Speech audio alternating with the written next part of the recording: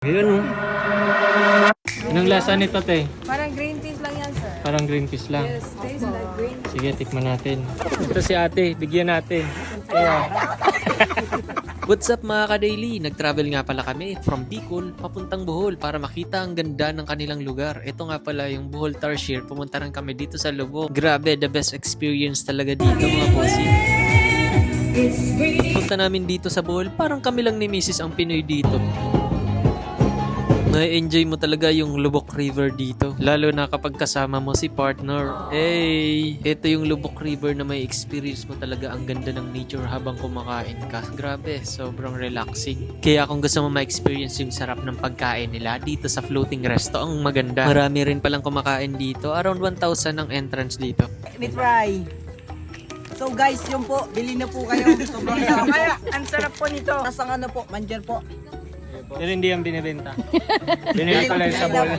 Walang yellow basket. Saan siya galing? Dito. Dito siya galing. Bibigay tayo ng snacks. Masarap ito. Tikim ka na rin. Sarap yan. Yun, oh. Nakuha ko yun dyan sa bakura natin eh. Pinulit ako. Sarap. Kalahati na lang. May ulo pa, may mata pa. Uod.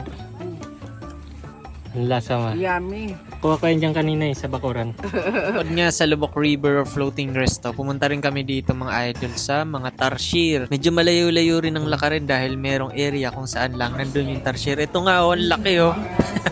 No, no, no, no! Meron rin papicturan dito. Ito, I love Bohol. Dito yan sa may mga tarsier. At dahil lagi kong nababasa sa libro yung Chocolate Hills, akala ko nakakain siya. Ito nga pala yung Chocolate Hills. Finally, hindi na rin kami agta dito ni Mrs. Napuntahan rin namin sa wakas ang Chocolate Hills na nababasa lang namin sa libro. Pero bago ang lahat, para makapunta ka sa tuktok, ito muna yung pinagdaanan namin. Kailangan mong umakyat. For sure na mapapagod ka dito. Buti na lang, hindi ako napagod ngayon. No? Siyempre, nagpapahinga tayo. Ikaw, idol, nakapunta ka na ba dito? Oh, kailan ka pupunta?